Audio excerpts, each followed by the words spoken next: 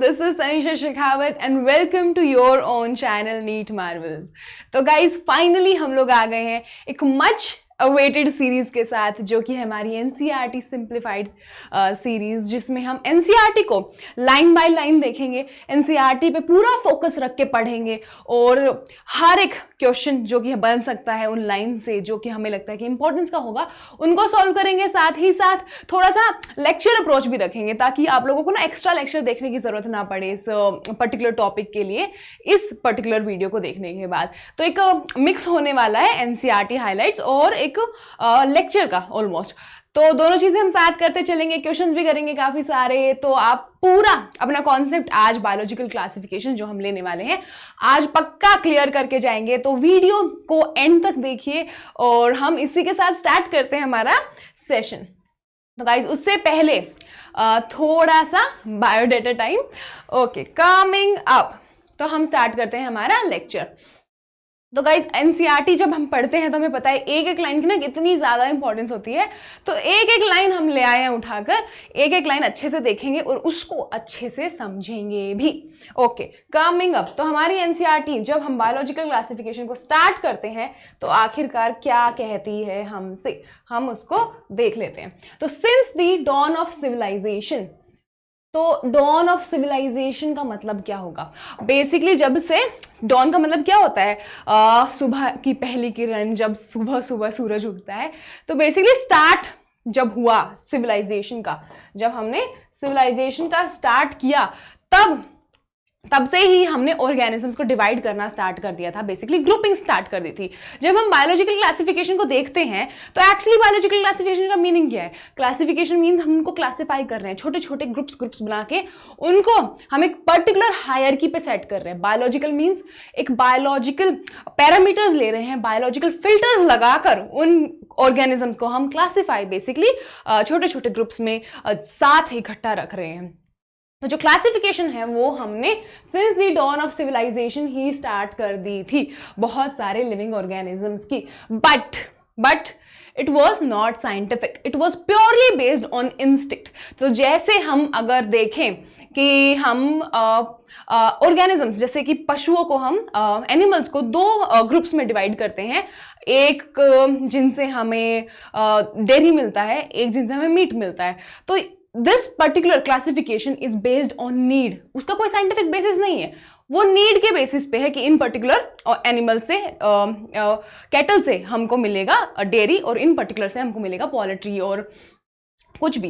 तो उसी तरीके से स्टार्ट में भी जब सिविलाइजेशन स्टार्ट हुई तब भी इंस्टिक्ट के बेसिस पे without using any scientific criteria हमारी जो क्लासिफिकेशन है, बायोलॉजिकल क्लासिफिकेशन, वो स्टार्ट हो गई थी। तो हमारी जो पहली क्लासिफिकेशन हुई that was based on need. Can we say that? Yes, we can totally say बच्चों की सबसे पहली जो क्लासिफिकेशन हुई that was purely based on need, उसका कोई भी साइंटिफिक बेसिस नहीं था। ओके, तो हमने पढ़ लिया कि हमारा इसका साइंटिफिक बेसिस नहीं था। तो साइंटिफिक बेसिस नहीं था, it was based on, purely based on need only. तो जैसे कि हमने अपने यूज के लिए फूड, शेल्टर और क्लोथिंग के लिए ऑर्गेनिजम्स को डिवाइड कर दिया था बिल्कुल स्टार्टिंग में ऑफ आवर क्लासिफिकेशन। तो हम क्या देख लेते हैं यहाँ पर कि earlier attempts were based on instinct only and they were not scientific. तो साइंटिफिक कोई भी बेसिस नहीं था। ओके, इतना सा इंट्रोडक्शन काफी है, अब हम आगे बढ़े। ओके, कमिंग अप, तो अब हम पढ़ते हैं कि हमने आगे जब हम थोड़ा सा एडवांस हुए एज ह्यूमंस तो हमने फिर क्या किया? तो हमने देखा कि एक फर्स्ट बेसिक क्लासिफिकेशन हो गई है, उसके बाद आई सेकंड बेसिक, थोड़ा सा बेसिक ही थी, second classification that was done by Aristotle.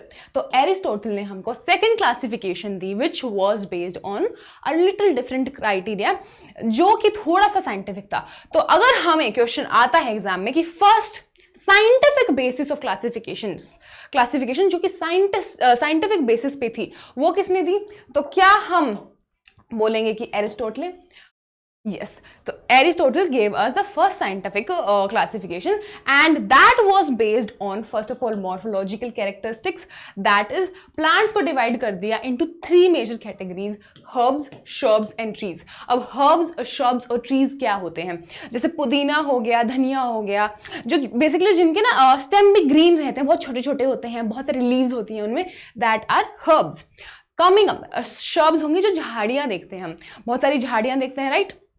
तो जो झाड़ियां होती हैं, तुलसी का पेड़ हो गया जिसमें बहुत ही पतला स्टेम होगा और उनकी हाइट भी कुछ ज़्यादा बड़ी नहीं होगी, इतनी सी कुछ हाइट होगी उन प्लांट्स की, उनको हम बोलेंगे श्रब्स. उनका जो स्टेम है वो ग्रीन नहीं रहता है, it turns brown.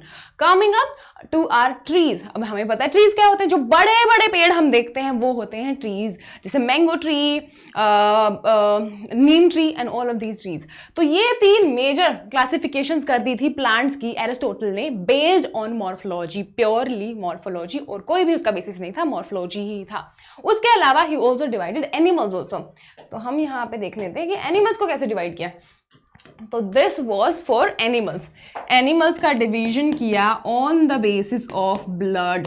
That is if they have blood then they were grouped in one category, and if they did not then they were grouped into another category. तो animals with blood and without blood. तो ऐसे कुछ classification किया था Aristotle ने, and it was based on mainly morphology for plants. तो क्या हमें ये भी बात याद रहेगी अच्छे से? बिल्कुल याद रहेगी. ओके, हम पढ़ लेते हैं अब एनसीईआरटी क्या लिख रही है. तो NCERT says कि Aristotle was the earliest to attempt a scientific basis of classification. तो पहला scientific basis दिया Aristotle ने, and he used a simple morphological characters. तो वेरी इंपॉर्टेंट कि मॉर्फोलॉजिकल कैरेक्टर्स यूज हुए थे एरिस्टोटल ने जब उसको क्लासिफाई किया, and he divided plants into trees, shrubs and herbs. Plants को ट्रीज, शर्ब्स और हर्ब्स में डिवाइड कर दिया, ये हमने देख लिया है. और उन्होंने एनिमल्स को भी डिवाइड किया. एनिमल्स को दो ग्रुप में डिवाइड किया, जो कि हमने देख लिया है, रेड ब्लड वाले और जो जिनके पास रेड ब्लड नहीं था वो वाले. क्लियर बच्चों? एरिस्टोटल ने पहला साइंटिफिक क्लासिफिकेशन दिया, कौन से बेसिस पे दिया वो हमने देख लिया है यहाँ पर. कमिंग अप कि नेक्स्ट क्लासिफिकेशन किसने दिया. ओके, तो नेक्स्ट क्लासिफिकेशन हमारे पास आया लिनिस से. तो लिनिस ने क्या दिया? Linus said to kingdom classification. तो टू किंगडम क्लासिफिकेशन फाइनली आ गया है, जो कि काफ़ी ज़्यादा इंपॉर्टेंस का है, वो हम देखेंगे क्यों.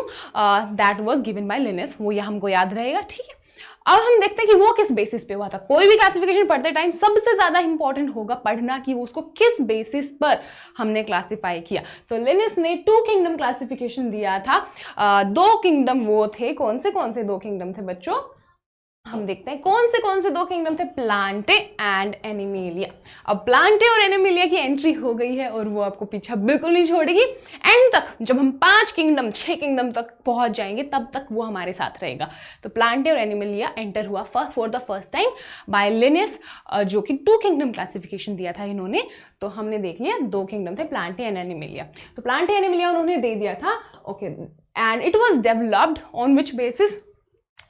सो इट बेसिकली इंक्लूडेड, हमें यहाँ पे एनसीईआरटी ने नहीं दिया है, बट हम देख लेते हैं कि किस बेसिस पे दिया था. वो आगे एनसीईआरटी भी देती है तो हम पढ़ लेंगे.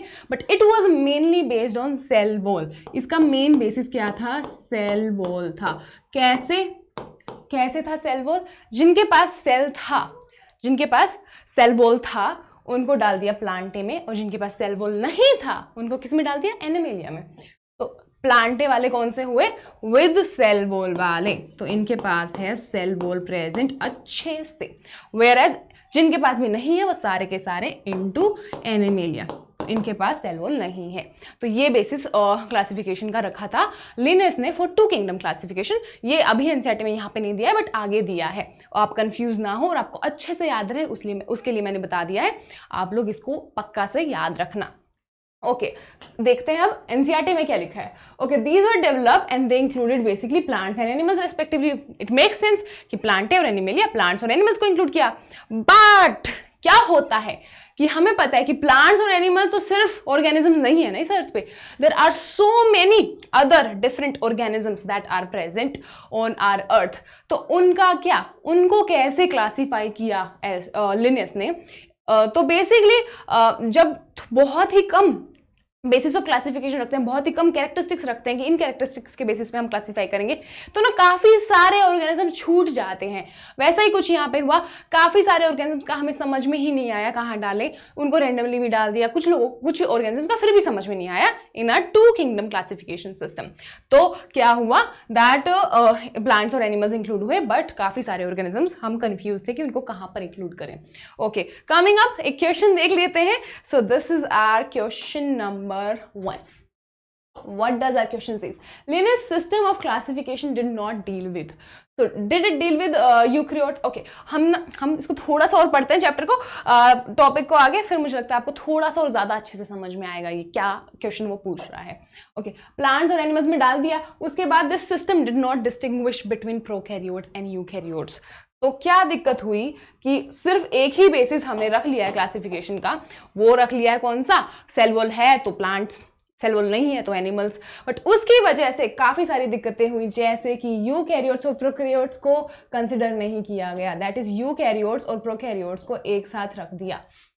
ओके, तो यूकैरियोट्स प्रोकैरियोट्स को एक साथ रख दिया, जो कि नहीं करना चाहिए था। उसके अलावा यूनिसेलुलर और मल्टीसेलुलर ऑर्गेनिजम्स को भी एक साथ रख दिया, वो भी नहीं करना चाहिए था, वो भी कर डाला। उसके अलावा कुछ ऑर्गेनिजम्स होते हैं फोटोसिंथेटिक, कुछ होते हैं नॉन फोटोसिंथेटिक, मतलब कुछ अपना खाना खुद बनाते हैं, कौन से हुए, फोटोसिंथेटिक।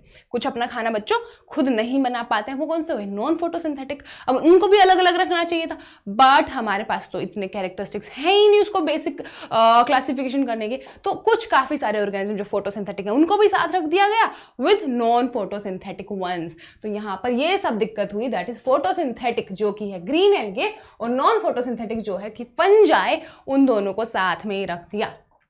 तो इस वजह से हमें बेसिकली ये दिक्कतें आई कि काफ़ी सारे ऑर्गेनिजम्स जो साथ में नहीं रखने चाहिए थे, eukaryotes and prokaryotes, unicellular and multicellular, photosynthetic and non photosynthetic, उनको साथ रख दिया गया था। तो ये हमारी एक मेजर इशू था इन आर 2 किंगडम क्लासिफिकेशन, जिसकी वजह से हमें बाकी किंगडम्स ऑफ बाकी क्लासिफिकेशन सिस्टम्स की रिक्वायरमेंट बाद में पड़ी, क्योंकि ये बहुत ही ज़्यादा बेसिक हो गया, इसने काफ़ी सारे ऑर्गेनिजम्स को कंसिडर ही नहीं किया। Okay, coming back to our question जो हमने देखा था अभी, तो ये क्वेश्चन पूछ रहा है कि Linnaeus system of classification did not deal with eukaryotes and prokaryotes, unicellular, multicellular, photosynthetic and non photosynthetic. तो क्या इनमें से किसी से भी डील किया था उसने, क्या उसने किसी को भी कंसिडर किया था वाइल क्लासिफाइंग, नहीं किया था ना। तो इस वजह से क्या आएगा हमारा right option, D, all of these. तो इन सब से डील नहीं किया लिनियस ने while classifying for his 2 kingdom classification. Okay, coming up, ये हमने कर लिया है, now we are moving on to this. तो हमने क्या देखा कि क्लासिफिकेशन ऑफ ऑर्गेनिज्म जब हमने किया है into plants and animals, it was easy, first of all it was very easy. तो ये क्या प्रोज में चला गया, तो अगर 2 किंगडम क्लासिफिकेशन के प्रोज पूछे जाएं आपसे तो आप क्या बोलेंगे कि it was easy to understand and it was easily done. तो दो प्रोज हो गए कि बहुत आसान था इसको क्लासिफाई करना और इसको समझना भी बहुत आसान था, सीधा प्लांट्स और एनिमल्स तो समझने हैं, उसमें क्या दिक्कत आनी है। तो इसको बहुत ही ज़्यादा आसान से कर दिया और इसको बहुत आसानी से समझा। बट इसके प्रोज से ज़्यादा ना बच्चों बहुत सारे कॉन्स हैं। तो कॉन्स हम देख लेते हैं क्या क्या थे। बट एक बहुत लार्ज अमाउंट ऑफ ऑर्गेनिजम्स जो जैसे कि हमने देखा उनको कंसिडर ही नहीं किया। तो large amount of number of organisms they were not considered and therefore they did not fall into either category। तो बहुत सारे ऑर्गेनिज्म के लिए हमको समझ में ही नहीं आया कि उनको प्लांट्स में डालें या एनिमल्स में डालें, तो उस वजह से काफ़ी सारी हमको दिक्कतें हुई। तो this is one of the major con of 2 kingdom classification. तो हम यहाँ पे देख लेते हैं कि हमने जब प्रोज देखे, it was easily done and it was used for a long time, that's why। तो 2 किंगडम क्लासिफिकेशन इतनी ज़्यादा इंपॉर्टेंस का क्यों है, क्योंकि इसको बहुत लंबे टाइम तक यूज़ किया गया था, क्योंकि बहुत आसान था और आसान समझने में भी था। बट कौन क्या है कि इट वॉज वेरी इनएडिक्वेट क्यों था, क्योंकि बहुत सारे ऑर्गेनिजम्स को किसी भी कैटेगरी में जगह नहीं मिली, हमको समझ में ही नहीं आया कि इस पर्टिकुलर ऑर्गेनिज्म को कौन सी कैटेगरी में डालें। तो उस वजह से बहुत सारी दिक्कतें आई। तो दिक्कतें आई क्योंकि एक सिंपल प्लांट्स और animals on the basis of cell wall है या नहीं, उसके बेसिस पे उनको क्लासिफाई कर दिया गया। अगर हम एक बहुत डाइवर्स रेंज ऑफ क्लासिफिकेशन के बेसिस रखते तो हमें ये दिक्कत नहीं आती ना। तो हमें यहाँ पे रिक्वायरमेंट फील हुई किस चीज़ की, बहुत सारे कैरेक्टरिस्टिक्स के जो कि कंसिडर करने चाहिए थे हमको while trying to classify all of the organisms. वो कौन से हैं? सेल स्ट्रक्चर, क्या हमें सेल स्ट्रक्चर को कंसिडर करना चाहिए? यस, बिल्कुल। मेथड्स ऑफ रिप्रोडक्शन, कौन से टाइप का रिप्रोडक्शन हो रहा है, वेजिटेटिव, एसेक्सुअल, सेक्सुअल, उसके बेसिस पे ऑर्गेनिज्म का क्लासिफिकेशन होना चाहिए, बिल्कुल। उसके अलावा नेचर ऑफ वॉल, तो हमने देख लिया सेल वॉल है तो उसको डाल दो प्लांट्स में, नहीं है तो एनिमल्स में। बट हमने देखा है बहुत सारे ऑर्गेनिजम्स की डिफरेंट कंपोजिशन की सेल वॉल होती है। जैसे कि हमारे पास हो गए हमारे प्लांट्स जो कि सेलुलोज का सेल वॉल होता है, हमारे पास हो गए हमारी फंजाई जो कि काइटिन का सेल वॉल होता है। वो हम आगे थोड़ा और अच्छे से देखेंगे। बट हमें पता चला कि कंपोजिशन बहुत ही ज़्यादा इंपॉर्टेंट है, क्योंकि कंपोजिशन जो सेल वॉल की है it also provides a lot of characteristics to any organism. तो अगर उनको क्लासीफाई करना है तो जो कंपोजिशन होती है सेल वॉल की उसको भी ध्यान में रखना बहुत ही ज़्यादा ज़रूरी है बच्चों, ठीक है।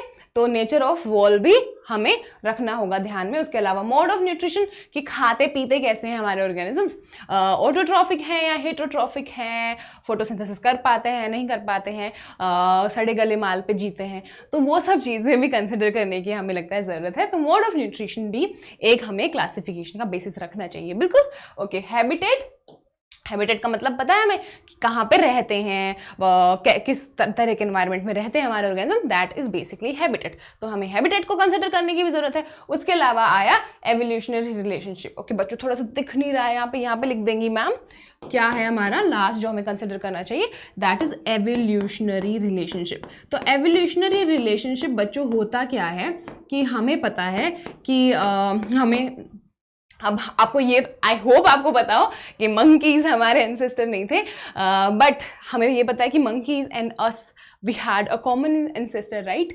तो हमें पता होगा कि हम दोनों को अगर एक ग्रुप में रखा जाए तो it is classification based on evolutionary relationship would be correct, right.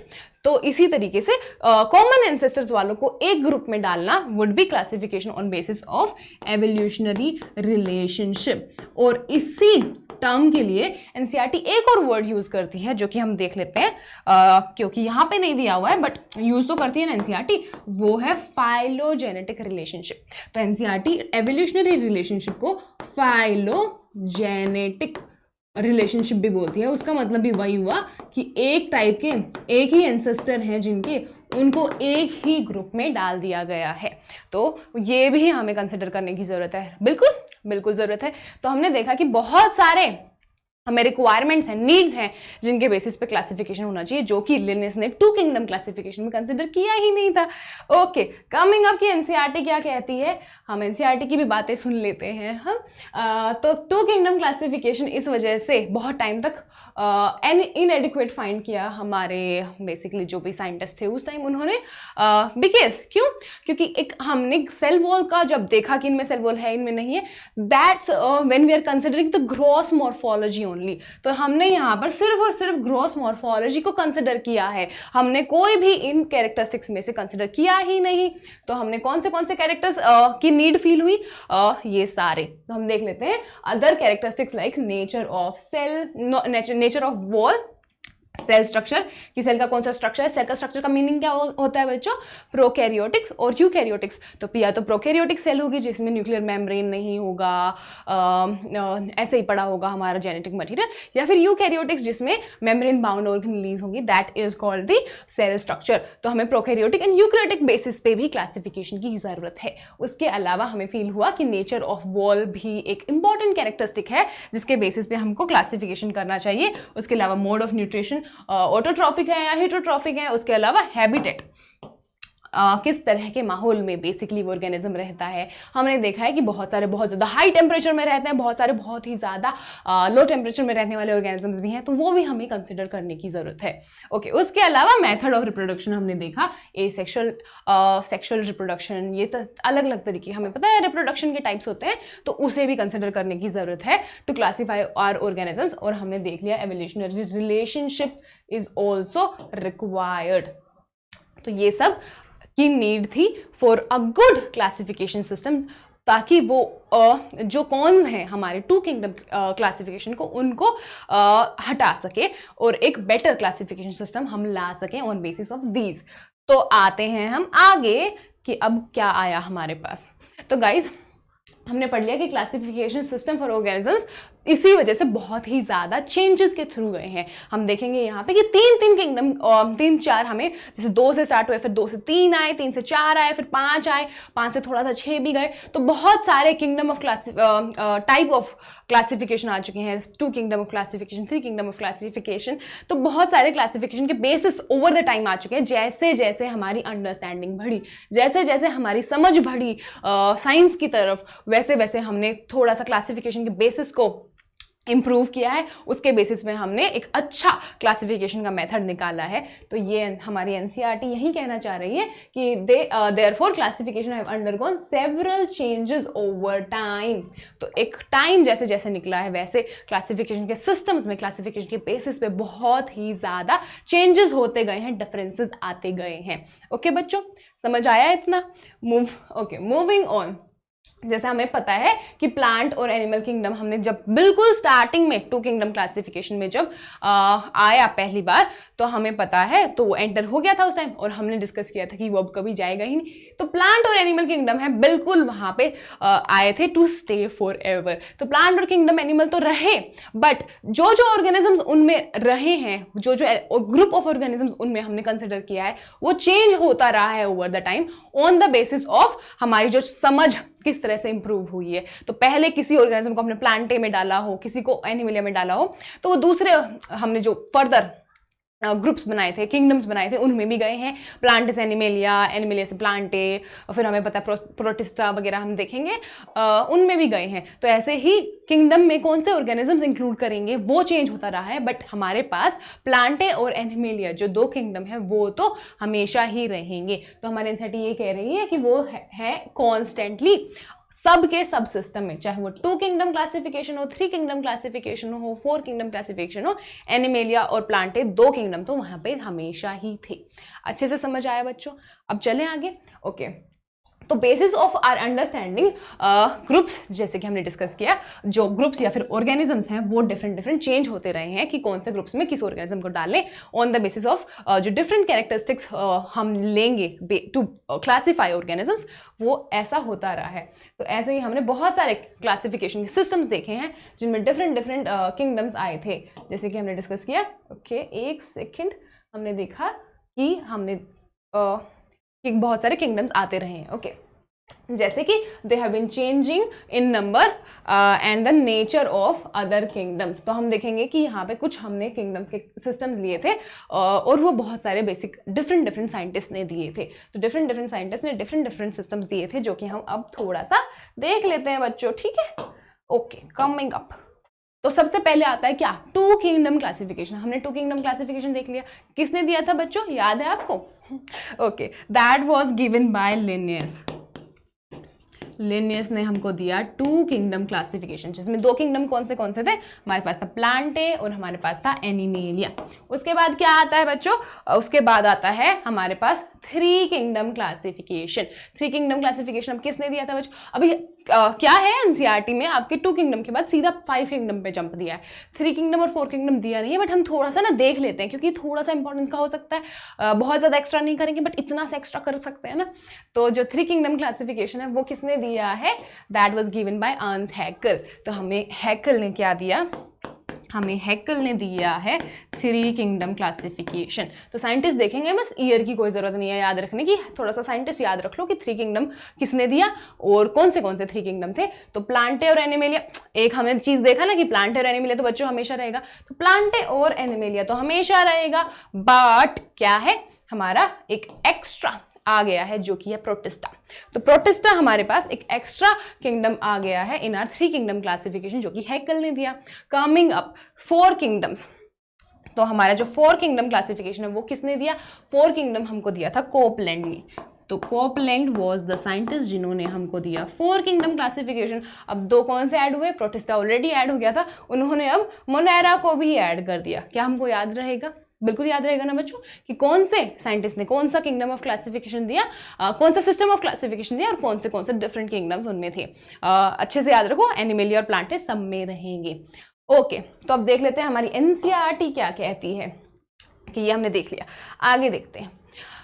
अब हमारे पास आता है कि बहुत ही ज़्यादा एग्जाम पॉइंट ऑफ व्यू से इंपॉर्टेंस वाला किंगडम सिस्टम ऑफ क्लासिफिकेशन, जो कि है 5 किंगडम क्लासिफिकेशन। तो वो किन्होंने दिया था, अच्छे से याद रहेगा बच्चों, RH विटकर। एकदम रट लो, समझ लो, याद कर लो। RH Whittaker was the man जिन्होंने हमें 5 किंगडम क्लासिफिकेशन दिया, जो कि बहुत ही ज़्यादा इंपॉर्टेंट रहने वाला है एग्जाम पॉइंट ऑफ व्यू से। आपको बहुत ही ज़्यादा इसको याद रखने की ज़रूरत है। यहाँ पर हम थोड़ा सा ईयर भी कर लेते हैं। So he gave it in year 1969। तो ईयर 1969 आपको याद रहेगा बच्चों। Okay, moving on. तो उन्होंने दिया हमें 5 किंगडम क्लासिफिकेशन। अब हम देखते हैं कि किंगडम्स कौन से थे और उनके लिए हमने कौन से बेसिस ऑफ क्लासिफिकेशन यूज किए टू गिव दोज किंगडम्स। तो हमारे पास था मोनेरा, हमारे पास था प्रोटिस्टा, हमारे पास फंजाई, प्लांटे और उसके अलावा एनिमेलिया। तो हमने देखा कि प्लांटे और एनिमेलिया तो सब में है ही, उसके अलावा कौन से ऐड हो गए, मोनेरा ऐड हो गया है, प्रोटिस्टा ऐड हो गया है और फंजाई ऐड हो गया है। अब हम देखते हैं कि हमने क्यों किया ऐसा, मतलब कौन से कैरेक्टरिस्टिक्स के बेसिस पे हमने ये वाला क्लासिफिकेशन किया है। कि the main criteria for classification was, okay, एक नहीं था, बहुत सारे थे। देखते हैं कौन से that were used by Whittaker. He included first of all cell structure, जो हमने नीड्स में देखा था ना कि बच्चों एक अच्छे क्लासिफिकेशन सिस्टम के लिए हमारे ये नीड्स हैं कि इनके बेसिस पे क्लासिफिकेशन होना चाहिए। बेसिकली विटकर सर ने उन सारी नीड्स को कंसिडर करते हुए एक अच्छा सा सिस्टम दिया। इसी वजह से 5 किंगडम क्लासिफिकेशन इतना ज़्यादा सक्सेसफुल है, because it considered a lot of basis, ताकि एक अच्छा सा ग्रुपिंग हो सके बहुत सारे ऑर्गेनिजम्स का, बहुत सारी चीज़ों को याद में रख के। ओके, उन्होंने सेल स्ट्रक्चर भी देख लिया, उन्होंने बॉडी ऑर्गेनाइजेशन भी देख लिया। बॉडी ऑर्गेनाइजेशन क्या होता है प्यारे बच्चों? इट इज बेसिकली हम जो देखते हैं ना कि इसमें है एक सेल, इसमें है 4 सेल, इसमें है बहुत सारी सेल, इसमें सेल से बन गया एक टिश्यू, इसमें फिर टिश्यू से बन गया एक ऑर्गन और ऑर्गन से बन गया ऑर्गन सिस्टम। जो ये हम हायर की देखते हैं ना कि सेल से ऑर्गन सिस्टम तक जाने का, और हमें पता है कि बहुत सारे ऑर्गन सेल पे ही खत्म हो जाते हैं, बहुत सारे टिश्यू तक पहुंचते हैं, बहुत सारे ऑर्गन तक पहुंचते हैं, फिर बहुत सारे ऑर्गन सिस्टम तक पहुंचते हैं। तो इसे ही बोलते हैं बॉडी ऑर्गेनाइजेशन। तो हम अगर एग्जांपल लें तो कौन से हुए? Basically cellular level of body organization हो सकता है, उसके अलावा क्या हो सकता है बच्चों? टिश्यू लेवल ऑफ ऑर्गेनाइजेशन भी हो सकता है ना। Okay, tissue level of organization, organ level of organization, उसके अलावा क्या हमारे पास ऑर्गन सिस्टम हो सकता है। These are some of the level of organization जो कि होते हैं while considering the body structure, body organization of any organism. Okay, coming up, उसके अलावा बॉडी ऑर्गेनाइजेशन के अलावा हमने क्या देखा? बॉडी ऑर्गेनाइजेशन के अलावा देखा मोड ऑफ न्यूट्रिशन, हमने ऑलरेडी देख लिया है mode of nutrition, photosynthetic, heterotrophic, ये सब चीज़ें। ओके, कमिंग अप, उसके अलावा इन्होंने क्या देखा? रिप्रोडक्शन भी देख लिया। वाओ, सब देख लिया इन्होंने तो सारे के सारे कैरेक्टरिस्टिक्स कंसिडर कर लिए जो हमारे नीड्स वाले कॉर्नर में थे। ओके, रिप्रोडक्शन भी देख लिया। उसके अलावा फाइलोजेनेटिक रिलेशनशिप, क्या हमने बच्चों देखा था पीछे कि फाइलोजेनेटिक रिलेशनशिप क्या है? Phylogenetic relationship that is the evolutionary relationship, ancestors consider करके कि कौन से ऑर्गेनिजम्स के सेम एंसेस्टर है, उनको एक ग्रुप में रखना ही एवोल्यूशनरी रिलेशनशिप या फिर फाइलोजेनेटिक रिलेशनशिप है। तो हमने जितनी भी ये नीड्स देखी थी कि ये हमारी सारी नीड्स हैं, इनके बेसिस पे एक क्लासिफिकेशन का सिस्टम आना चाहिए, वो सब कुछ विटकर सर ने देखा हमारे लिए और हमें दे दिया 5 किंगडम क्लासिफिकेशन। अब देख लेते हैं उन्होंने कौन से 5 किंगडम दिए। उन्होंने दिया हमको मोनेरा, ओके एक सेकेंड बच्चों, उन्होंने हमें दिया मोनेरा, उसके अलावा प्रोटिस्टा, उसके अलावा कौन सा दिया? Fungi, yes, Plantae and animalia. These were the 5 kingdoms that were given by Whittaker. Okay, coming up, आगे देखते हैं बच्चों। अब हमारे पास है एक क्वेश्चन, तो इसको फटाफट सॉल्व करते हैं। ये कौन सा क्वेश्चन है? ये है हमारा क्वेश्चन नंबर 2।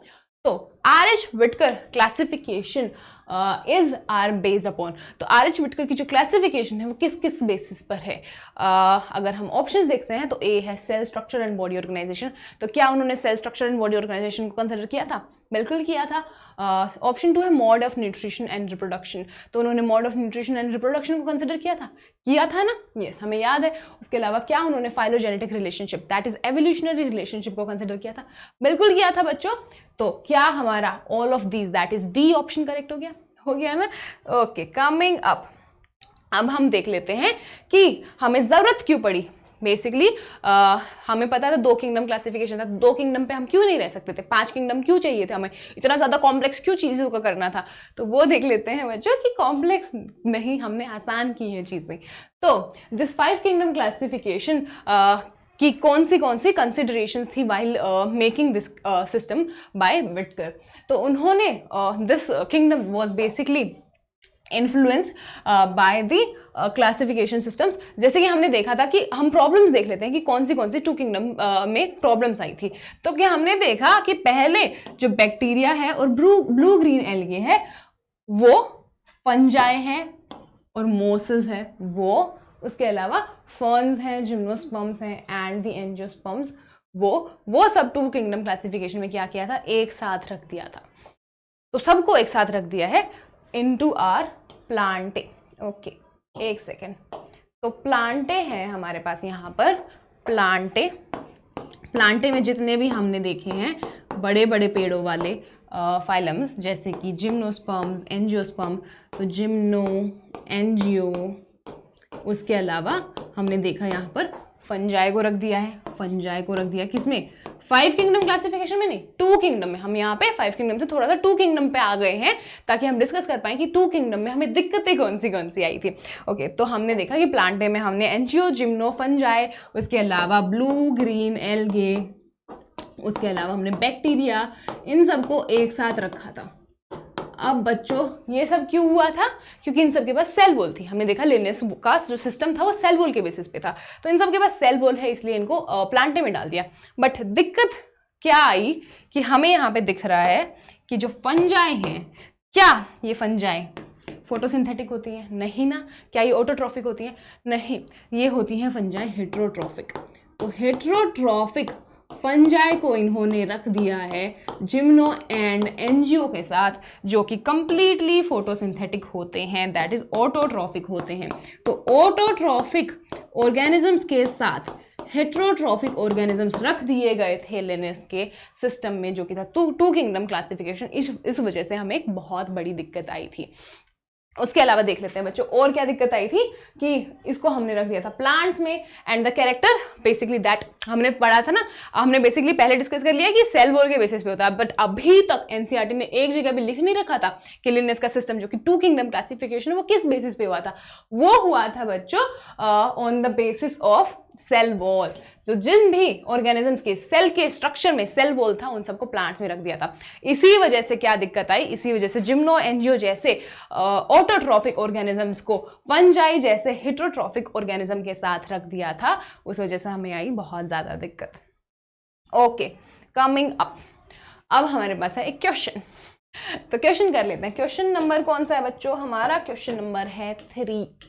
तो 3 क्वेश्चन हमें क्या कहता है? Earlier system of classification included bacteria को लिया था ना 2 किंगडम में, प्लांट में। Yes, bacteria, blue green algae, fungi, Moses, ferns, उन सबको प्लांट्स में किस बेसिस पे डाला था? कौन सा बेसिस लिया था क्लासिफिकेशन का ताकि उनको प्लांटे में डाल दिया? किसने बोला था? लिनेस ने बोला था। कौन से सिस्टम में? 2 किंगडम क्लासिफिकेशन में। किस बेसिस पे? वो हम देख लेते हैं। क्या वो मोड ऑफ न्यूट्रिशन के बेसिस पे था? बिल्कुल भी नहीं, मोड ऑफ न्यूट्रिशन के बेसिस पे तो उन्होंने कंसिडर ही नहीं किया था। Body organization and nuclear structure नहीं, उन्होंने बॉडी ऑर्गेनाइजेशन और न्यूक्लियर स्ट्रक्चर को कंसिडर भी नहीं किया था। प्रेजेंस ऑफ सेल वॉल, बिल्कुल। अब बच्चों क्या है कि सी ऑप्शन तो प्रेजेंस ऑफ सेल वॉल है और डी ऑप्शन है नेचर ऑफ सेल वॉल, तो अब उसमें ना कंफ्यूज नहीं हो जाना है। प्रेजेंस ऑफ सेल वॉल का मीनिंग है कि हम बिल्कुल सिर्फ कंसिडर कर रहे हैं कि उसमें सेल वॉल है या फिर नहीं है।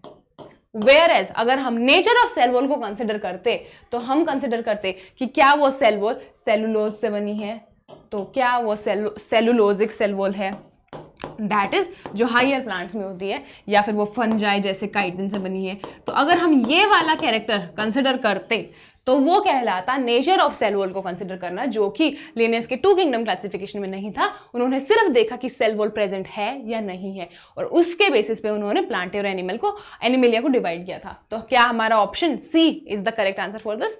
Yes, okay. कमिंग अप, आगे बढ़ते हैं। ओके, अब हमारी एनसीईआरटी हमको क्या कहती है? हमको कहती है कि the characteristics that brought together all of these organisms, जैसे कि उन्होंने prokaryotic bacteria and blue green algae जो कि होंगे साइनोबैक्टीरिया, उसको अलग ऑर्गेनिजम्स के साथ रख दिया जो कि था यूकैरियोटिक।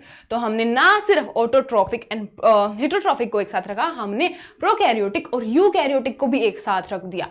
एक और दिक्कत हो गई हमसे, तो हमने यहाँ पर यूकैरियोट्स एंड प्रोकैरियोट्स को एक साथ रख दिया। उसके अलावा क्या दिक्कत हुई? हमने यहाँ पे unicellular organisms and multicellular organisms को भी एक साथ रख दिया। जैसे कि क्या एग्जाम्पल दिया एनसीईआरटी में? क्लेमाइडोमोनास का एग्जाम्पल दिया है। क्लेमाइडोमोनास क्या होता है बच्चों? It is a unicellular organism. तो हमारे यूनिसेलुलर ऑर्गेनिज्म जो कि है क्लेमाइडोमोनास, ये हो गए क्या? ये हो गए यूनिसेलुलर। तो हमारे यूनिसेलुलर क्लेमाइडोमोनास को किसके साथ रख दिया बच्चों? एक मल्टीसेलुलर ऑर्गेनिज्म के साथ रख दिया, जो कि हमारा दूसरे वाला जो कि है स्पाइरोगायरा। तो स्पाइरोगायरा क्या हुआ? स्पाइरोगायरा हुआ बच्चों एक मल्टीसेलुलर ऑर्गेनिज्म। तो इन्होंने क्या कर दिया? इन्होंने दिक्कत कर दी। ना सिर्फ प्रोकैरियोट यूकैरियोट को साथ रख दिया, ना सिर्फ ऑटोट्रोपिक हेटेरोट्रॉफिक को साथ रख दिया, इन्होंने यूनिसेलुलर और मल्टीसेलुलर को भी एक साथ रख दिया। तो बच्चों यहाँ पे ना एक थोड़ी सी दिक्कत आती है कि जब हम प्लांट किंगडम पढ़ेंगे, जो कि हमारा प्लांट किंगडम चैप्टर है, उसमें क्लेमाइडोमोनास ऑर्गेनिज्म जो है, इनको प्लांटे के अंदर ही कंसिडर किया है, इनको प्रोटिस्टा के अंदर कंसिडर नहीं किया। बट अगर हम पढ़ेंगे अबाउट अगर क्वेश्चन आया कि अकॉर्डिंग टू 5 किंगडम क्लासिफिकेशन, तो जैसे ही अकॉर्डिंग टू 5 किंगडम क्लासिफिकेशन होती है, तो जो हमें इस चैप्टर में दिया है दैट इज अंडर प्रोटिस्टा, तो हम उसको कंसिडर करेंगे। बट अगर नहीं दिया है तो हम उसको प्लांटे के नजरिए से देखेंगे, जो कि हम उस पर्टिकुलर चैप्टर में पढ़ेंगे। तो इतनी बात समझ में आ गई? ओके, बिल्कुल। तो आगे बढ़ते हैं हमारे चैप्टर में कि हमने देखा कि यूनिसेलुलर और मल्टीसेलुलर को भी एक साथ रख दिया है, जो कि एक और दिक्कत थी। तो इस वजह से इन्होंने डिफ्रेंसिएशन नहीं किया बिटवीन हेटेरोट्रॉफिक एंड ऑटोट्रॉफिक। जैसे कि हमने पढ़ा था कि फंजाई एक हेटेरोट्रॉफिक ऑर्गेनिज्म है, वेयर एज जो ग्रीन प्लांट्स हमने एंजियोजिम्नो जैसे ग्रीन प्लांट्स देखे थे वो ऑटोट्रॉफिक हैं, तो उनको भी साथ में रख दिया। इसकी वजह से बहुत ही ज़्यादा दिक्कत आई। ओके, तो हमने दिक्कतें पढ़ ली कि 2 किंगडम क्लासिफिकेशन में ये सब दिक्कतें थी, इसी वजह से हमें ज़रूरत थी 5 किंगडम क्लासिफिकेशन की। तो हमने देखा कि एनसीईआरटी ने एक सॉलिड आर्ग्यूमेंट दे रखा है कि 2 किंगडम क्लासिफिकेशन क्यों हटाना चाहिए था और क्यों 5 किंगडम क्लासिफिकेशन की हमको जरूरत थी। ओके, तो अब हम देख लेते हैं कि इन्होंने कुछ बात कर रखी है अबाउट फंजाई। तो क्या लिखा है कि हमने देखा कि जो ग्रीन ऑर्गेनिजम्स होते हैं उनके जो सेल वॉल होते हैं that is made up of cellulose. ये हमें पता है बच्चों, बिल्कुल पता है। तो जो ग्रीन ऑर्गेनिज्म हैं they have cellulosic cell wall, whereas some organisms, जैसे कि कौन से ऑर्गेनिजम्स? फंजाई। फंजाई में क्या होता है? फंजाई की जो सेल वॉल कंपोजिशन है it is made up of chitin. तो फंजाई की सेल वॉल हो गई काइटिन। तो यहाँ पर हमने जो पढ़ा था अबाउट सेल वॉल कंपोजिशन वो हम देख रहे हैं बच्चों कि प्लांट्स में तो सेलुलोज की होती है, फंजाई में तो काइटिन की होती है। फिर उनको साथ में क्यों रखा? तो फिर बार बार फंजाई को प्लांटे में क्यों रख रहे थे? उसको एक डिफरेंट किंगडम में डालने की जरूरत थी ना। तो उसकी वजह से हमने देखा है कि आगे फंजाई को एक डिफरेंट किंगडम में बना दिया जाएगा, जस्ट बिकॉज कि उसकी काइटिन वाली सेल वॉल है। मेन बेसिस ऑफ क्लासिफिकेशन उसका यही था। ओके, अब देखते हैं बच्चे आगे क्या बोल रही है एनसीईआरटी। ओके, तो जब ऐसे कैरेक्टर्स को कंसिडर किया, हेटेरोट्रॉफिक, ऑटोट्रॉफिक, काइटिन की सेल वॉल है, तो इसी वजह से जो फंजाई है it was placed as a separate kingdom. इसी वजह से हमारी फंजाई को एक डिफरेंट किंगडम बना दिया, जो कि है किंगडम फंजाई। तो मोटा मोटा इसको हम हाईलाइट कर लेते हैं कि किंगडम फंजाई का जन्म यहाँ पर हो गया है। क्यों? क्योंकि सिर्फ और सिर्फ इसलिए, मेन तो रीजन यही है कि इसकी जो सेल वॉल है वो काइटिन से बनी है। समझ में आ गया बच्चों? ओके, अब आगे देखते हैं कि हमारे जो जितने भी प्रोकैरियोटिक, तो हम देखते हैं कि बेसिस क्या लिया था वाइल डिवाइडिंग विट करने, किस बेसिस पे 5 किंगडम बनाए। तो यहाँ पर हमें सिर्फ 5 किंगडम नहीं दिए हैं, उनके बेसिस भी दिए हैं कि क्यों उनको डिफरेंट ऑर्गेनिजम्स को डिफरेंट ग्रुप्स में, दैट इज डिफरेंट किंगडम्स में रखा गया है। ओके, तो हमें क्या दिखाई देता है कि सबसे पहले जितने भी प्रोकैरियोटिक ऑर्गेनिजम्स थे उनको बनाया गया है एक मोनेरा नाम के किंगडम में। तो मोनेरा में सब चले गए प्रोकैरियोट्स। तो हमारे प्रोकैरियोट्स कहाँ चले गए? मोनेरा में। तो हम यहाँ पे देख लेते हैं किंगडम मोनेरा में कौन से ऑर्गेनिजम्स डाले। All the prokaryotic organisms were grouped under kingdom Monera. उसके बाद हमने देखा कि फंजाई का क्या था कि because this had a chitin in their cell wall, इसलिए फंजाई बना दिया। उसके अलावा जो प्रोटिस्टा हैं, जितने भी यूनिसेलुलर, सिर्फ यूनिसेलुलर यूकैरियोट्स हैं, उनको डाला गया इन आर प्रोटिस्टा किंगडम। तो हम यहाँ पे देख लेते हैं क्या कह रही है कि जितने भी unicellular eukaryotic organisms, they were placed under which kingdom? They were placed under kingdom protista. तो प्रोटिस्टा किंगडम भी पता चल गया हम किस बेसिस पे था।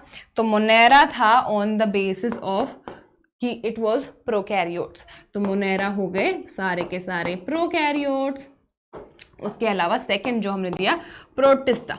तो प्रोटिस्टा किसके बेसिस पे था बच्चों? प्रोटिस्टा वॉज ऑन बेसिस कि इनके पास क्या है, इनमें सारे के सारे यूकैरियोट्स हैं। पर कौन से यूकैरियोट्स? सारे के सारे यूनिसेलुलर यूकैरियोट्स हैं। तो इसमें हमने देखा कि यूनिसेलुलर यूकैरियोट्स, प्रोकैरियोट्स नहीं है इसमें। कौन से? यूनिसेलुलर यूकैरियोट्स को डाला गया है, हमारा जो सेकंड किंगडम है। उसके अलावा हमने काइटिन वाला देख लिया कि जो हमारा थर्ड किंगडम है दैट इज फंजाई। फंजाई में क्यों डाला? क्योंकि फंजाई में उनको डाला जिनके पास था chitin in their cell wall. तो जिनके पास भी काइटिन आता है उनके सेल वॉल में वो क्या हो जाएंगे? वो हो जाएंगे सारे के सारे फंजाई। उसके बाद हमने देखा कि प्लांटे और एनिमेलिया होते हैं, वो हम देख लेते हैं कि हमारी एनसीईआरटी उनके बारे में क्या कहती है। तो जो किंगडम प्रोटिस्टा था वो हो गया। तो किंगडम प्रोटिस्टा ने क्या किया? किंगडम प्रोटिस्टा ने पहले जो क्लेमाइडोमोनास था जो प्लांटे में पड़ा था, और कोलेरा था जो भी प्लांटे में पड़ा था, तो ये सब थे एल्गे के under into our plants. Okay, तो ये प्लांटे में पड़े थे, उनको डाला गया इनटू प्रोटिस्टा। उसके अलावा दो ऑर्गेनिज्म जैसे कि पैरामीशियम और अमीबा जैसे, वो कहाँ पड़े थे? वो पड़े थे एनिमल किंगडम में। किस में? कौन सी किंगडम क्लासिफिकेशन में? 2 किंगडम क्लासिफिकेशन में। कोलेरा क्लेमाइडोमोनास थे प्लांटे में, पैरामीशियम और अमीबा थे एनिमेलिया में। उन दोनों को उठाया और डाल दिया एक साथ। कौन से किंगडम में? हमारे किंगडम प्रोटिस्टा में। मतलब ये सारे के सारे हैं यूनिसेलुलर। ओके, ये सारे के सारे हैं क्या? ये सारे के सारे हैं यूनिसेलुलर यूकैरियोट्स, इसलिए इनको डाला गया प्रोटिस्टा में। तो इनको डाल दिया हमने प्रोटिस्टा में। Okay, they were all placed under in 2 different plant और एनिमलिया के ऑर्गेनिज्म को उठा के प्रोटिस्टा में डाल दिया है। ओके, कमिंग अप, आगे क्या पढ़ते हैं हम? आगे हम पढ़ते हैं कि एनिमलिया, तो एनिमल किंगडम जैसे कि जो सेल वॉल लैक करते हैं वो हमने डाले थे। अमीबा और पैरामीशियम में बेसिकली सेल वॉल नहीं होती, इसलिए उनको पहले प्लांटे में डाला था। बट बाद में हमने फिगर आउट किया कि ये तो यूनिसेलुलर यूकैरियोट्स हैं, तो इस वजह से उनको हमने प्रोटिस्टा में डाल दिया। इस वजह से हमने काफ़ी सारी रीशफलिंग देखी ओवर द टाइम पीरियड। जैसे कि जैसे डिफरेंट सिस्टम्स ऑफ क्लासिफिकेशन आते रहे, रीशफलिंग काफ़ी ज़्यादा होती रही। ओके, अब देखते हैं क्या कहते हैं। They were placed together because the criteria of classification changed। कैसे चेंज हुआ? पहले था कि सेल वॉल है तो it would be plants, and नहीं है तो एनिमल्स। उसके बाद हमने देखा कि बहुत सारे बेसिस ऑफ क्लासिफिकेशन लिए थे, उस बेसिस पर those different kingdoms were made और उनमें बहुत सारे ऑर्गेनिजम्स डाले। तो क्राइटेरिया चेंज हो गया है ना ऑब्वियसली। तो जैसे ही क्राइटेरिया चेंज हुआ ऑफ आर क्लासिफिकेशन, तो बहुत सारे ऑर्गेनिजम्स का ग्रुप चेंज हो गया, उनका रीशफलिंग हो गया। जैसे कि हमने देखा क्लेमाइडोमोनास आ गया प्रोटिस्टा में फ्रॉम प्लांट्स, अमीबा भी आ गया इनटू प्रोटिस्टा फ्रॉम एनिमल्स। तो हमने ये देख लिया है कि रीशफलिंग हो गई and it was basically improvement हुई हमारी अंडरस्टैंडिंग में। जैसे जैसे हमारी समझ बढ़ती गई टुवर्ड्स क्लासिफिकेशन एंड साइंस, वैसे वैसे इम्प्रूवमेंट होती गई इनटू सिस्टम्स एंड किस तरह से क्लासिफिकेशन हमको बेसिकली करनी चाहिए। तो अभी तक इतने सारे चेंजेस होते हैं बच्चों, क्या आगे भी ये चेंजेस चलते रहेंगे? बिल्कुल चलते रहेंगे ना। जैसे जैसे हम और चीज़ें फिगर आउट करेंगे अबाउट साइंस, जैसे जैसे हमारी अंडरस्टैंडिंग, हमारी समझ और बढ़ेगी टुवर्ड्स क्लासिफिकेशन, और भी चेंजेस आएंगे, और भी डिफरेंट एक क्लासिफिकेशन का सिस्टम आ सकता है, और भी डिफरेंट किंगडम में ऐड हो सकता है। हम आगे थोड़ा सा देखेंगे कि एक छोटा सा डोमेन जिसकी वजह से 6 किंगडम क्लासिफिकेशन भी बना था, तो वो भी बना है ना। तो 5 किंगडम से भी थोड़े और चेंजेस हुए हैं और आगे भी होंगे। तो जैसे जैसे हमारी अंडरस्टैंडिंग बढ़ेगी, उस वजह से base on the basis of evolutionary relationship different changes होते रहेंगे। और यहाँ पर हमने क्या किया है, हमने सिर्फ और सिर्फ मॉर्फोलॉजिकल बेसिस पे नहीं करना है, हमको फिजियोलॉजिकल बेसिस भी लेना है, रिप्रोडक्टिव सिमिलरिटीज भी लेनी है, एवोल्यूशनरी रिलेशनशिप्स भी लेने हैं, और दैट इज फाइलोजेनेटिक रिलेशनशिप्स लेने हैं। इन सब के बेसिस पे हमें क्लासिफिकेशन करनी है, जो कि हमने 5 किंगडम क्लासिफिकेशन में किया था। ओके, अब देखते हैं कि हमने जो इस चैप्टर में किंगडम मोनेरा पढ़ना है, तो बेसिकली आगे इस चैप्टर में क्या आने वाला है उसके बारे में बताया गया है, वो हम आगे चैप्टर ही देख लेंगे। तो हम कमिंग अप आगे चलते हैं। आगे हम क्या देखते हैं, हमने जो डिस्कस किया था कि हमें जो 5 किंगडम क्लासिफिकेशन उसमें भी थोड़ा सा अंडरस्टैंडिंग बढ़ा, तो एक डोमेन सिस्टम भी आया था, तो उस डोमेन सिस्टम को देख लें बच्चों। ओके, तो 3 डोमेन बनाए थे, 3 डोमेन बनाए गए। किसने? कार्ल वूज ने बनाए। Carl Woese was the scientist जिन्होंने 3 डोमेन दिए। अब देख लेते हैं वो 3 डोमेन कैसे दिए उन्होंने।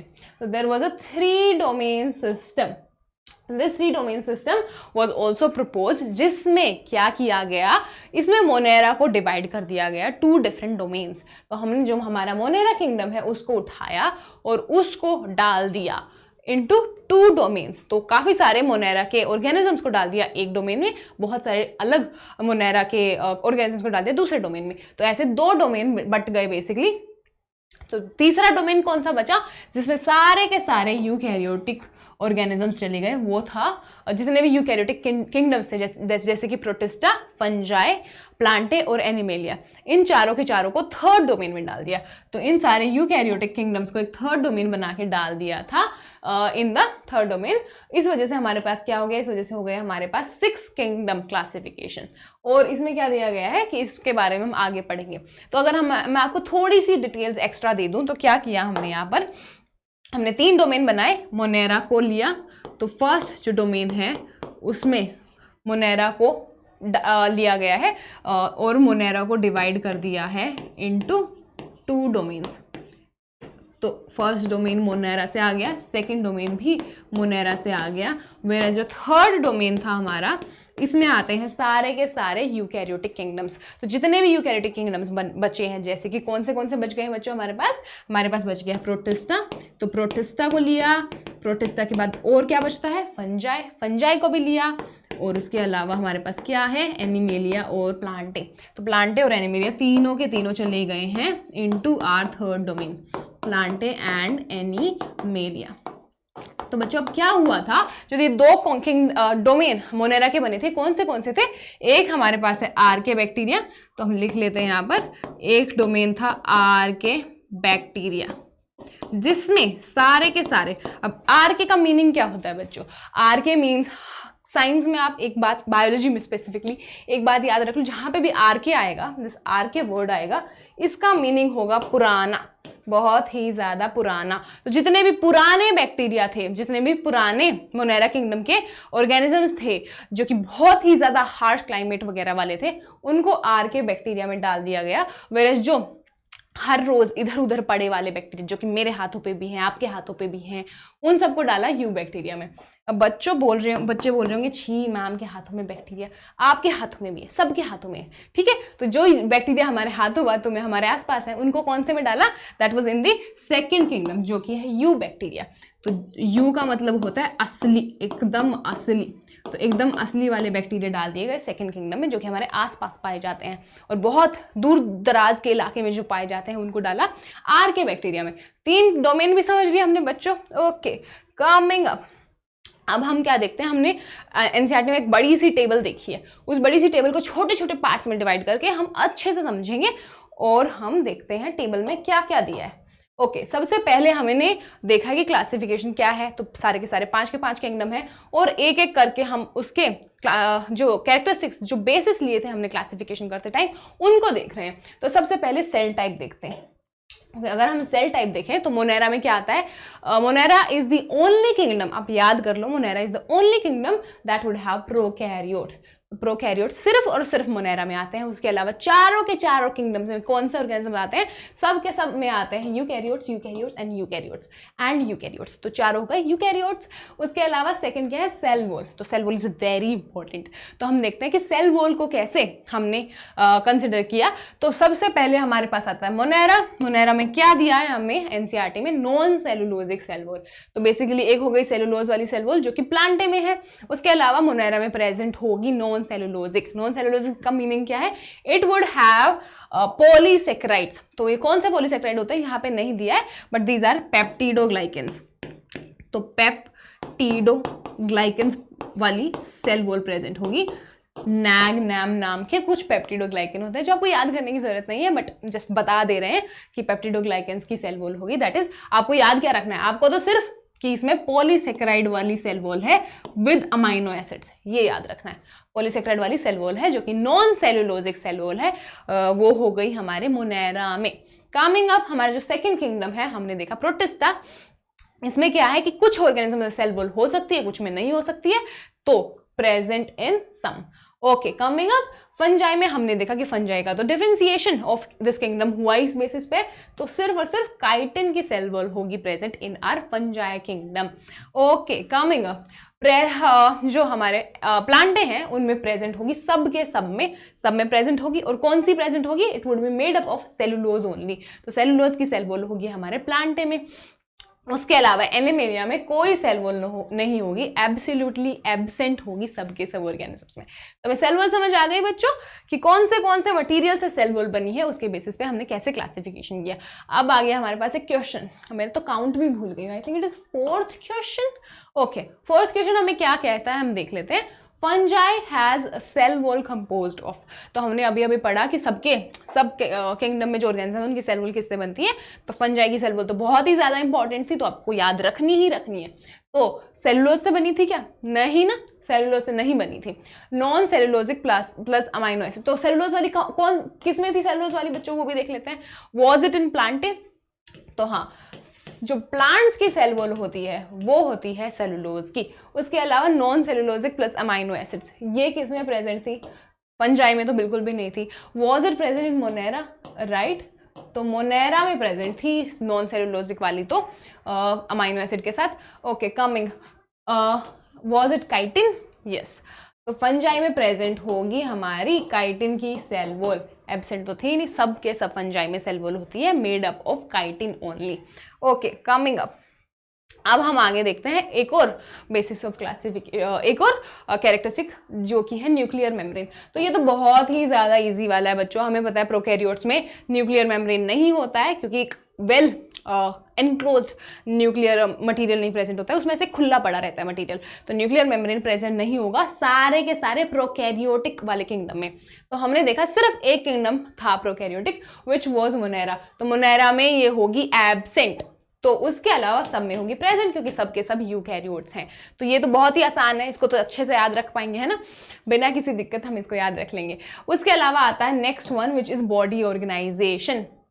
तो बॉडी ऑर्गेनाइजेशन हमने देखा कि किस किस बेसिस, हमने देखा था क्या क्या होती है, cell tissue organ etcetera etcetera.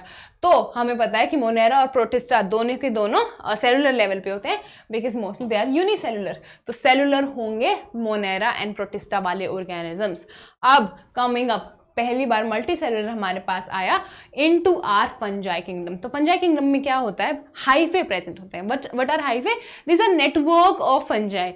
तो ऐसे कुछ पड़े होगा, ऐसे ऐसे ऐसे ऐसे, this is something like a hyphae structure. तो ऐसे ऐसे इंटरक्रॉस्ड स्ट्रक्चर्स प्रेजेंट होते हैं, वो होते हैं हाइफे। तो इसी वजह से हम इसको लूज टिश्यू बोल देते हैं। तो it is called loose tissue, that is बहुत सारे सेल्स हैं, एक सेल नहीं है, बहुत सारे सेल हैं, इसी वजह से इकट्ठे पड़े हुए हैं, तो इसे हम लूज टिश्यू या फिर मल्टी सेलुलर लेवल बोल देते हैं। तो फंजाई क्या हो गया, मल्टी सेलुलर लेवल। तो हमको समझ आ गया बच्चों, बिल्कुल आ गया है।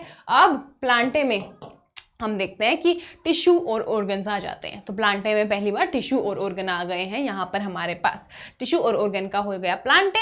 कमिंग अप एनिमलिया में हमने क्या देखा है कि हमारे पास रिप्रोडक्टिव सिस्टम होता है, रेस्पिरेटरी सिस्टम होता है, एक्सक्रीटरी सिस्टम होता है। तो यहाँ पर हम ऑर्गन पे खत्म हो गए थे, हमारे पास यहाँ आ गया पहली बार ऑर्गन सिस्टम। तो हमने देख लिया ये है different cellular organization levels in different kingdoms. Okay, question पे आ गए हैं बच्चों। कौन सा क्वेश्चन है? Fifth I think. Okay, fifth question हमें क्या कहता है कि in 5 kingdom classification multicellularity begins from. तो हमने अभी देखा है बच्चों कि मल्टी सेलुलर कहाँ से हो रहे थे। तो सिर्फ जो मोनेरा था और प्रोटिस्टा था, हमें पता था वो सिर्फ सेलुलर लेवल पे रह रहे थे, मोस्टली यूनिसेलुलर ऑर्गेनिजम्स प्रेजेंट थे। Fungi was the first kingdom जिसमें मल्टी सेलुलरिटी इंट्रोड्यूस हुई in the form of hyphae, that is बहुत सारे लूज कनेक्टिव टिश्यू, जिसको loose not connective tissue, loose tissues पड़े हैं जो कि हाइफे होंगे। हमने जो ऐसे ऐसे वाला स्ट्रक्चर देखा वो पहला multicellular kingdom, multi cellularity introduce हुई। तो एनिमलिया नहीं, प्लांटे नहीं, प्रोटिस्टा नहीं, दैट इज फंजाई। तो हमने देख लिया प्रोटिस्टा तो है यूनिसेलुलर सारे के सारे, तो उससे अच्छे से याद रहना चाहिए कि ये तो होगा ही नहीं। और एनिमलिया और प्लांटे तो हमें पता काफ़ी एडवांस है, उसमें तो पहली बार नहीं होगा ना बच्चों। ओके, तो fungi is the correct answer. Coming up, तो हमने देखे कुछ और कैरेक्टरिस्टिक्स हैं जो हम कंसिडर कर रहे हैं। तो mode of nutrition, mode of nutrition इतना ज़्यादा इंपॉर्टेंट है ना बच्चों, तो इसको हम थोड़ा सा ना ठंडक से अच्छे से करते हैं। तो न्यूट्रिशन का मोड्स हम पहले पूरा का पूरा देख ही लेते हैं कि कैसे होता है। तो सबसे पहले मेजरली 2 में डिवाइडेड है, ओटो एंड हिट्रो। तो हिट्रो और ओटो, ओटो मतलब खुद का खाना खुद बनाएगा, हिट्रो मतलब दूसरों का बनाया हुआ खाना खा जाएगा। ये हमें समझ आ गया बच्चों। ओके, ओटो में 2 टाइप का हो गया, कीमो एंड फोटो। फोटो मतलब सनलाइट से बनाता है, कीमो मतलब केमिकल बॉन्ड्स टूटते हैं, उससे जो एनर्जी आती है उससे बनाता है खाना खुद का। तो chemo and chemo autotrophic, photo autotrophic हमने पढ़ लिया है, बिल्कुल पढ़ लिया बच्चों। तो फोटो के अंदर 2 आते हैं, ऑक्सीजेनिक एंड एनऑक्सीजेनिक। तो वो भी आप थोड़ा सा ना दिमाग में रख लो कि फोटो के अंदर ऑक्सीजेनिक एंड एनऑक्सीजेनिक भी आता है। कमिंग अप, हिट्रो में क्या है? सेप्रोफाइट्स। सेप्रोफाइट्स क्या होता है? सड़े गले माल पे जीने वाला, जैसे कि मोस्टली जो भी फंजाई होते हैं। हमने कैसे याद रखना है इसको, हमें पता है ना कि जो मशरूम हम खाते हैं वो कहाँ उगता है? वो अंधेरे कमरे में बहुत सारे सड़े हुए मटेरियल पर उगता है, वहाँ से अपना न्यूट्रिशन ड्रॉ करता है, मरे हुए जानवर पे ग्रो करता है ये सब चीज़ें, वो होगा सेप्रोफिटिक। सड़े गले माल पे फीड करने वाला होगा सेप्रोफिटिक। उसके अलावा पैरासिटिक, पैरासिटिक मतलब दूसरे को हार्म करके जो खुद अपना न्यूट्रिशन लेता है वो होगा पैरासिटिक। तो जितने भी पैरासाइट हैं बॉडी पे प्रेजेंट, एक्टोडर्मल जो प्रेजेंट हैं, लीच हैं, ये सब पैरासिटिक हो गए। उसके अलावा सिम्बायोटिक, इसमें होता है दोनों का रिलेशनशिप पॉजिटिव है, दोनों के दोनों खुश हैं, दोनों एक दूसरे को बेनिफिट दे रहे हैं, जैसे कि हम लाइकेंस वगैरह देखते हैं। तो ये 3 मोड ऑफ न्यूट्रिशन होते हैं हेटेरोट्रॉफिक्स के अंदर। तो मैंने मोड ऑफ न्यूट्रिशन देख लिया, अब हम देखते हैं कि कौन से किंगडम में कौन सा प्रेजेंट है। तो बच्चों इतना ज़्यादा इंपॉर्टेंट है, जब मोनेरा किंगडम पढ़ेंगे तो हम इसको अच्छे से पढ़ेंगे। मोनेरा में ना ऑलमोस्ट सारे के सारे मोड ऑफ न्यूट्रिशन प्रेजेंट है, जैसे कि ऑटोट्रॉफिक प्रेजेंट है। तो ऑटोट्रॉफिक में दोनों के दोनों प्रेजेंट है, कीमो भी है और फोटोसिंथेटिक भी है। उसके अलावा इसमें हेटेरोट्रॉफिक भी है, हेटेरोट्रॉफिक के तीनों जैसे कि सेप्रो, पैरा एंड सिम्बायोटिक, तीनों के तीनों प्रेजेंट है। यहाँ पे सिम्बायोटिक लिखा नहीं है बट वो भी प्रेजेंट होता है। ओके, तो हमने देख लिया मोनेरा में तो ये सारे के सारे प्रेजेंट हैं। डन। ओके, अब आता है प्रोटिस्टा। प्रोटिस्टा में हमने देखा है ऑटोट्रॉफिक प्रेजेंट है, बट एक बहुत इंपॉर्टेंट चीज़ लिखी हुई है कि यहाँ पे सिर्फ फोटोसिंथेटिक लिखा है। क्या यहाँ पे कीमोसिंथेटिक लिखा है? नहीं, तो कीमोसिंथेटिक नहीं होगा ना। तो कीमोसिंथेटिक प्रोटिस्टा में नहीं होता है, सिर्फ और सिर्फ फोटोसिंथेटिक होता है या फिर हेटेरोट्रॉफिक होता है, जो कि है ये वाले। तो हमने देख लिया कि प्रोटिस्टा में मोड ऑफ न्यूट्रिशन कौन सा होगा, ऑटोट्रॉफिक, कौन सा वाला, फोटो ऑटोट्रॉफिक। उसके अलावा हेटेरोट्रॉफिक होगा, जैसे कि पैरासिटिज्म, सेप्रोफिटिक या फिर सिम्बायोटिक, तीनों के तीनों हो सकते हैं। ओके, कमिंग अप, फंजाई में कौन सा है? फंजाई में अच्छे से याद रखना है बच्चों, किसी टाइप का ऑटोट्रॉफिक न्यूट्रिशन नहीं होता है, सिर्फ और सिर्फ हेटेरोट्रॉफिक न्यूट्रिशन होता है। दैट इज दूसरे पे डिपेंडेंट अपने खाने के लिए। वो कभी भी फंजाई, कोई भी फंजाई अपना खाना खुद नहीं बना सकता है। तो ये सारे के सारे होंगे हेटेरोट्रॉफिक, मेनली सेप्रोफिटिक। हमने अभी मशरूम देखा ना, मशरूम फंजाई होता है ना बच्चों, तो हमने पढ़ा कि मशरूम सड़े गले मटेरियल पे जीता है। तो उससे अच्छे से याद रखना कि मेनली जो सेप्रोफिटिक है वो होगा इनका मोड ऑफ न्यूट्रिशन। उसके अलावा पैरासिटिक भी काफ़ी ज़्यादा इंपॉर्टेंट है। हम आगे काफ़ी सारे फंगल इन्फेक्शन को पढ़ेंगे जो कि पैरासिटिक होते हैं, तो सेप्रोफिटिक एंड पैरासिटिक अच्छे से याद रह जाएगा। उसके बाद प्लांट है तो सबको याद रहता ही है ना बच्चों, टोटल ग्रीन मटीरियल, ये वो सब सारे के सारे क्या होंगे, फोटोसिंथेटिक ऑटोट्रॉफ्स। तो सारे के सारे फोटोसिंथेटिक ऑटोट्रॉफ्स होते हैं प्लांट के ऑर्गेनिजम्स, अपना खाना खुद बनाते हैं सनलाइट से एनर्जी लेकर। हमको याद रह जाएगा बच्चों, बिल्कुल। ओके, तो एनिमेलिया कोई भी जानवर कैसे खाता पीता है, सारे के सारे खाते हैं हेटेरोट्रॉफिक मोड ऑफ न्यूट्रिशन से। कोई भी अपना खाना खुद नहीं बनाता है, कोई ऑर्गेनिज्म को, कोई एनिमल को आपने फोटोसिंथेसिस करते देखा है? नहीं ना, सब के सब heterotrophic mode of nutrition use करते हैं, दैट इज दूसरे से अपना खाना खाते हैं। तो कौन सा हो गया, यहाँ पर बहुत ही ज्यादा इंपॉर्टेंट एक टर्म आ जाती है जिसको अलग से एनसीईआरटी ने लिखा भी है, यहाँ पे नहीं है बट अलग से इसका मीनिंग लिखा भी है, होलोजोइक। होलोजोइक क्या हो गया, holozoic is the mode of nutrition जो हम लोगों में होता है, ह्यूमंस में, जहां पर प्रॉपर मील्स को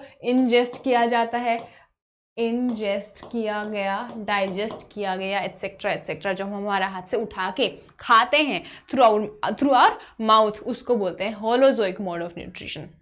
याद रह जाएगा बच्चों, एनिमेलिया में बहुत ही ज्यादा important holozoic mode of nutrition नाम का एक नया मोड ऑफ न्यूट्रिशन एंटर हो गया है। उसके अलावा सेप्रोफिटिक भी होता है। Okay, done, R be done बच्चों, समझ में आया होगा होपफुली सब लोगों को। और कुछ भी डाउट्स हो तो आप कमेंट सेक्शन में बिल्कुल छोड़ सकते हैं। उसके अलावा हाँ, सेशन यहीं पे खत्म होता है। Thank you so much for attending it. अभी हमारे सारे के सारे किंगडम्स स्टार्ट हो जाएंगे नेक्स्ट सेशन में।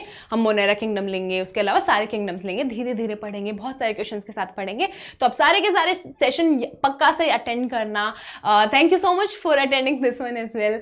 और उन सभी सेशन को अटेंड करने के लिए आपको क्या करना होगा बच्चों, लाइक, शेयर, सब्सक्राइब करना ही पड़ेगा ना नीट मार्वल्स को।